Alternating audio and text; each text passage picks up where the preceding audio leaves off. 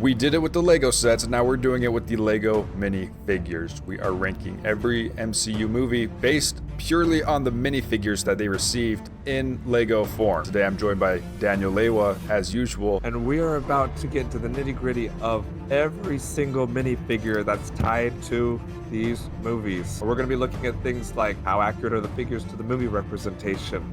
Is it a good variety of figures?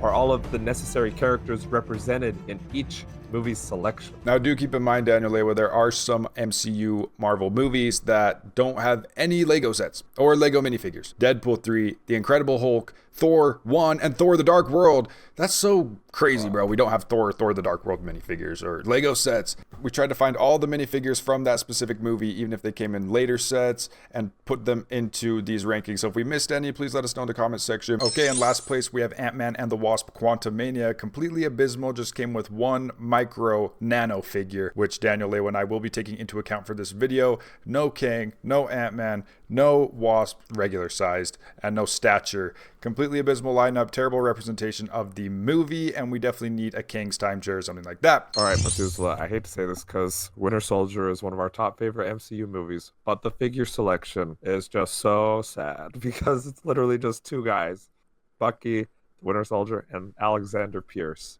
Like, they're cool and they look faithful to the movie, but that's all you get. It's cool to get a Robert Redford minifigure, and this is probably the best Bucky minifigure we actually have. But unfortunately, the selection is very, very slim. We have Captain America, the first Avenger, who thankfully just barely got a minifigure within the Marvel logo. He had none before. It's a really nice looking minifigure, but just not a good representation of the movie at all. Where is Red Skull? Where is Bucky? Where is all these things? Maybe this first Avenger suit could also count for Winter Soldier, because I think he puts it back on. But then we're kind of in a little bit of a gray area. Shang-Chi and the Legend of the Ten Rings. Absolutely cooked minifigures, Daniel Lewa. I don't know how else to put it. The only desirable one is Death Dealer because it looks accurate to what we see on screen. The rest of them, like Wenwu has Lex Luthor, Bruce Banner face, bro. This is not Wenwu. They could have benefited from a different skin tone. 26 is Captain Marvel. Now, in all of these, there are desirable figures, especially ones that we would want. Like, I think the Talos is pretty cool, but as a whole, it really doesn't capture the movie. And we're missing some key characters here like Maria Rambeau and Jude Law, Jan Roggs. Next up, we have the Black Widow movie. Say what you will about the movie or not, but I'm not really loving the minifigure lineup, Daniel Lewa. Black Widow's face looked like she's completely had a bad time at Taco Bell, and Taskmaster was not only abysmal in the film, but also in minifigure form, lacking a large amount of detail. Red Guardian also received no leg printing or any sort of mask or cowl for that character. Next, Ant-Man. Now, I'll be honest, I think all three of these minifigures are so cool and peak, but they just aren't super accurate to the movie. For instance, the Ant-Man and the Hank Pym, their helmets don't appear in that way in the movie, and the Hank Pym doesn't appear in his suit at all, really. So this yellow jacket does also have the Lex Luthor face, unfortunately, but the yellow jacket looks amazing. Unfortunately, the Ant-Man suffered from going off the concept art. Next up, we have Thor, Love and Thunder. I would say there's 1 to 2 desirable minifigures in here for me, because I didn't love the zany gold and blue Ninjago flavored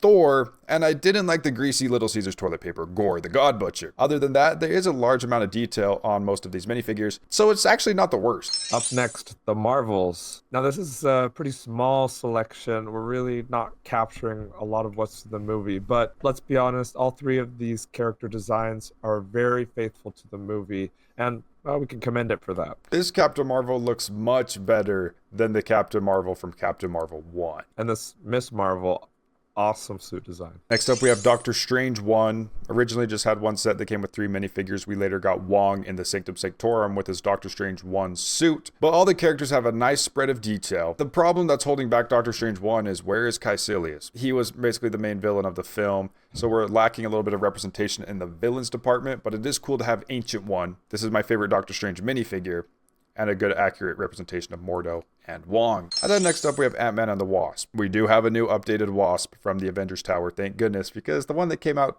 at the time of the movie was a little bit cooked. These little butterfly wings, so and the helmets. We got a huge update. And weirdly enough, why are we still with this Ant-Man head mold when we now know that that is incorrect? No more excuses for why this was based off of preconceptual artwork.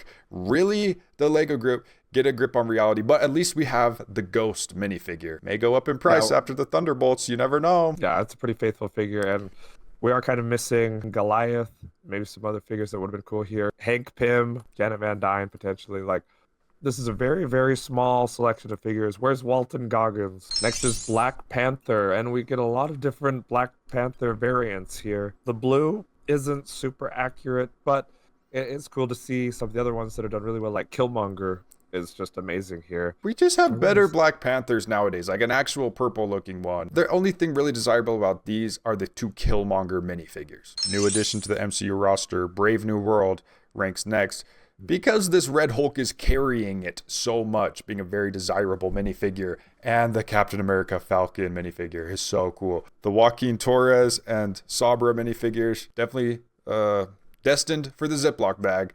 Other than that, this is a good representation of the main hero and one of the main antagonists of the film. Spoilers, though, there is no leader minifigure here, unfortunately. No Harrison Ford, normal president mode.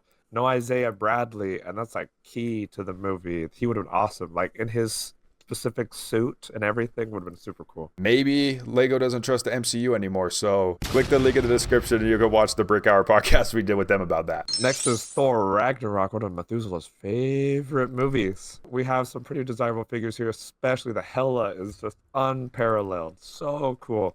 And even the Ragnarok version of Thor, awesome. But some of these other characters just feel like they were done dirty. Like Grandmaster. What is going on there? So could have been a little better of a selection here. And Korg and Meek didn't even make an appearance until later sets. Like, really? And where is Heimdall? There's no excuse for no Heimdall minifigure. We have the Infinity Saga. We have CMFs. Next up, we have Guardians of the Galaxy 1. Pretty decent spread of minifigures. The real highlight is, again, the villain, Ronan, who has 2 cool versions of his minifigure. We have 1 Nova Corps officer. It would have been cool to have a little bit more of those instead of just 1 in 1 set. I think the one thing that holds this back, though, Daniel, was these suits, these jumpers. I just don't really like them all that much. And I think today, I'd rather have the Guardians 3 or the Guardians 2 Guardians compared to these ones, personally. Next, Doctor Strange and the Multiverse of Madness. I was not on board with this movie when it first came out. Methuselah's always loved it. And finally, I rewatched it and I was like, okay, there's a lot of really fun stuff to love here. But the figures too, like Zombie Strange, incredible. Sinister Strange, like we are missing quite a few things. Like could have seen the rest of the Illuminati. Where's Rachel McAdams? Otherwise, there's some really cool figures here. And the ones that we do see are pretty accurate to the show. Well, I guess we don't have a Billy or Tommy either. Scarlet Witch maybe could have had some leg printing. But overall, like you have the villain, you have the hero, and they obviously couldn't do the Illuminati for spoiler reasons. Next up, we have Avengers 1, which is a really awesome spread. And thank goodness for the modern day and age that gave us some more minifigures, better looking, like Captain America actually with the cowl. Originally, we didn't even have a Nick Fury or Eric Selvig in the Avengers 1 movie lineup until the Avengers Tower Lego set came out years and years and years later. So thank goodness for that. But still, Daniel Lewa, no Phil Coulson. He was the whole catalyst that got the team together, bro. Where's Agent Phil Coulson? That's crazy omission. But generally, the rest of the crew is here. There are just some weird designs, like the Hawkeye. I don't know what that Hawkeye is. Some of these other guys that, you know, more or less represent the movie, but it's not like the strongest lineup ever. Up next, we have Guardians of the Galaxy Volume 2. Some of the standouts are definitely Yondu, even Taserface, like some very creative variety here. And generally, they're all pretty faithful to the movie as well, except Gray Fur Rocket. I don't know what's with the Gray Fur Rocket, and I don't know where Ego is, the main antagonist of the film. But I think we're getting into some really good category now. I think we're getting into the good more so than the bad at this crossing point, which is Spider-Man Homecoming, because this is a solid lineup of minifigures. Very, very clean. I love the grunts with the Hulk mask, the Captain America mask, Shocker, first Spider-Man villain, Vulture, second Spider-Man villain. We do have a new updated Vulture in later years, which looks even cooler. And the Iron Man and Spider-Man suits. I just love them from Spider-Man Homecoming. But back to back, we have yet another Spider-Man with Spider-Man Far From Home. But this has an even better Spider-Man suit lineup. And it's, I guess, because, yeah, it happens in the movie. He has more suits. We get Night Monkey and the Homecoming suit and the Far From Home suit with the black. Not only that, you also get Hydro Man in addition to Mysterio. Not only that, you get Peter Parker with his hat halfway up. Super cool minifigure. A lot of desirable minifigs in here. And we do now have Zendaya and Ned. As far as this MJ Zendaya looking accurate, I don't know. I will tell you this, Daniel, the Happy Hogan looks nothing like Jon Favreau. Yeah, it's sad. But finally, also Mariah Hill. So next, Methuselah's favorite movie of all time, starring Cersei, his favorite Marvel character of all time. The Eternals. You know him, you love him. The figure lineup is pretty insane, honestly, considering that you get the entire lineup of all of the Eternals from their first movie. Like, and maybe their only movie. It was pretty crazy. Like, was it 10 figures? All of them have new torso, new pants. Most have new complete heads, too. Like, it's a really good lineup. You don't have everybody. You're missing the camera guy for Kingo, and I was sad about that. But, oh, and no Kit Harington either. Maybe once Black Knight gets his suit, it'll be a cooler minifigure. But my literally only complaints is the Baja Blast sprite. Maybe some of these colors are too bright. And it would be nice to have Crow in more of a minifigure form rather than an uncanny brick built form. But they represented everything. Everyone's got toe printing. Like, it's ridiculous how all out they went on these. But the over design problem in the MCU sometimes is apparent in these minifigures. As you can see in the next movie, Black Panther, Wakanda Forever. Like, this is a great variety, great spread of characters. Some are clearly very over designed, like the Nakia. It's so cool to see different Ironhearts in here. Namor and Atuma are huge standouts. Wow, like this whole figure lineup is worth it just kind of for those two alone. This is the best M'Baku I think we got, the closest thing to Man-Ape in the comics, because he actually has the ape on his torso printing, which is kind of cool. That Atuma and Namor, though, kind of carrying. A little bit of Methuselah bias, but I love the Guardians 3 lineup because I think it's so clean and it's so fun to collect them all in their new suits. Now, that is a little bit different than Eternals, where they each have unique printing on every single team member, which may, in Daniel Leo's opinion, make it more desirable. But it's something satisfying about having the team lineup in the most comic accurate looking suits so far, in addition to having Adam Warlock, one of my favorite Marvel minifigures. Main omission here, where's the High Evolutionary? That would have been so cool. Well, but he's like one of the evilest villains of all Marvel. And the next two are a little tough to determine the order, but we got Avengers Infinity War. This is a real mixed bag because you get a huge quantity of figures from Infinity War because there are just so many characters in the movie. Some of them are really well represented. Like, I think the Cool Obsidian Big Fig is super cool. Some of these other ones, like Proxima Midnight, maybe aren't super cool, but you gotta admit the new head mold, very unique and well represented. Some of these other characters, like, just don't really do it. Why do we still have the light gray Rocket? Why do we have the dark Groot? Why does Thor look like he's lacking in so much detail? Like, I feel like the detail spread is a little off here. The Black Order is the most cooked out of any of them. I can't believe it. And it's just the representation, because they did the MCU representation, which looks different in the comics, then the Lego has to adapt to that. So it gets lost in the adaptation train to where you get something uncanny looking like the original Ebony Maw. Thank goodness we got a new Ebony Maw in the Sanctum Sanctorum that looks a little bit better. A little. Why is Black Panther got eye holes? Why is just something's not right with Infinity War completely? But if you were to get all these minifigures holistically, you would have a nice Marvel pack. I think Avengers Endgame maybe just a teensy bit of an edge. If anything, they're probably interchangeable. But this one, you actually get War Machine. You actually get Rescue, Fat Thor, Korg, Meek, actual accurate looking Black Panther with purple, like what he looks like in the movie. Yeah, it definitely feels like a more complete spread. Definitely don't have all of the characters from Endgame just because they're a bazillion. Otherwise, pretty cool lineup. The Hulk, the new Thanos Big Fig, fantastic. And even seeing some of these micro nano figs, they're represented very well. It's a doozy having so many minifigures, but let's go with something the complete opposite of Avengers Endgame, which is Iron Man 1, the beginning, which is a very, very clean lineup, so we can't really dock many points on it. You have the hero, you have the villain, you have the Mark 1, you have the Mark 2, you have the Mark 3, and you have the Pepper Potts. They all look stellar. They're all desirable minifigures in my opinion, and they represent the movie very well. It's just the cleanest lineup of any of these so far because you get everybody you need. And man, that Mark 1, I still think it's one of the best Marvel minifigures of all time. Next up, we have Iron Man 2, which also has a really solid lineup because you get basically everybody that you would want. Whiplash in his very cool armor, multiple different Iron Mans, War Machine in a very nice armor, Nick Fury, Pepper. Like, we are kind of missing Sam Rockwell's Justin Hammer, maybe a different version of Whiplash with like the shirtless version at the racetrack would have been really cool because that's such an iconic scene. Otherwise, this is just a great lineup. Even some Justin Hammer drones could have been a nice touch. Let's go back in the Infinity Saga and do some cool sets. Yeah, like we need a racetrack set or like a final battle diorama with War Machine and the drones and Iron Man. Next up, we have Spider-Man No Way Home. You may consider this a mixed bag, but if you take a closer look, there's only really one absolutely abysmal character, and that would be Green Goblin being bright green. The rest of the villains are really cool. I think Electro, Doc Ock, and Lizard look really awesome. But the main thing that's pushing this far and above is the Spider-Man selection. You get integrated suit, Tom Holland. You get classic suit, Tobey Maguire. And you get the amazing Spider-Man, Andrew Garfield, as well as even his inside out black and gold suit. This is the best MJ has looked. Wong and Ned look pretty accurate to the movie, and you also get Doctor Strange. So it's just really good lineup of Spider-Mans and Spider-Man villains. Yeah, you're not really left wanting with this. You could be missing a Sandman, but he doesn't really appear in like smaller form in the movie as much. So that's really the only omission, along with Aunt May and Happy Hogan, which are key players in this movie, and they just didn't appear. There's a reason she's not in here. Because she passed away. Okay, top two, the final two. Let us know if you agree with these picks, because it's kind of hard to nail these down.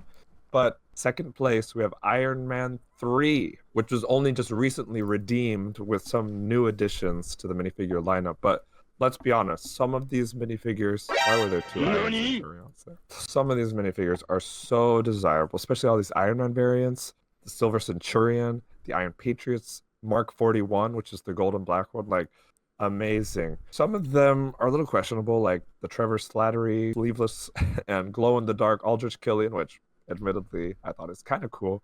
But recently we got the much more accurate, extremisified Aldrich Killian, and that's much cooler. So it's honestly just a really cool lineup. It's accumulated over time throughout all the Hall of Armors, individual minifigures that showed up in Iron Man 3, and you actually get a really cool selection. And of course, you have to be an Iron Man fan to think this is one of the top 3 best Marvel movie minifigure lineups. You have to like Iron Man suits, and obviously Daniel Lewin, I think that they are dope, but I would want basically most of these minifigures. You may have guessed it by now, considering it hasn't been chosen yet. Avengers Age of Ultron. Maybe a random pick, but when you look at the minifigures and the movie and the representation and the desirability, I think you hit everything on the head right here. And it's accumulated over time as well, with additions of the Iron Legion, the Avengers Tower set. We actually get better versions of these minifigures because, I'll be honest, Daniel, with the new Captain America with the cowl just looks better than the old one. I'm sorry, I'm just going to say it. The new Vision with transparent legs looks better than the old one. I don't even think the old one was that bad, but it's updated. We have Helen Cho now. We have more Ultrons. We have everything that you would want. If you give a kid these minifigures, you have a slew of Avengers and Avengers villains, army building on both sides. Love it. Yeah, I mean, they even went out of their way to do Baron Strucker, who isn't necessarily in the movie for very long. You have multiple different Hawkeyes, Wanda. It's a really great lineup, and all of them are pretty accurate to the movie. I gotta say that one of my favorites is that like Ultron Mark 1, the rusted Iron Legion. Amazing. So there's just not really undesirable. Sure, the Hydra figs or whatever, but that's pretty accurate to the movie, like all the Hydra grunts too. So a really solid lineup. It's interesting though, the difference between our first video of ranking Marvel movies based on their Lego sets rather than minifigures. For example, Eternals took first place. And now in the minifigures category, if we're just going on figures alone, Eternals is down here. It's interesting though as a Marvel fan because minifigures sometimes take the #1 priority in collecting rather than the actual builds and structures. So did Eternals do a better job with their sets and storytelling than Age of Ultron did? Possibly, but if the minifigures are better in Age of Ultron, I think it may be the better. I don't know what I'm saying. Let's just say this. Lego did a great job representing Age of Ultron in minifigure form. And I think we can be grateful for that. If only all movies could get this same balance and variety of figs and also accuracy to their on-screen depictions, then, we'd all be happy campers. Yeah, and it doesn't have to happen off the rip. They did this over time, this selection. This is accumulated over time with newer sets. So we're not asking when a movie comes out, represent everything and anything about it, but you have every opportunity to go back and fully flesh out some of these things. Like we're talking about Justin Hammer and Justin Hammer's drones and Goliath and Agent Coulson. Now we know what's popular. We can go back and do these things. But It was a really interesting test. Let us know if you agree with our list or disagree with our list. Thanks for joining us for this ride. There's just so many cool figs to get hyped about. Let us know if you agree.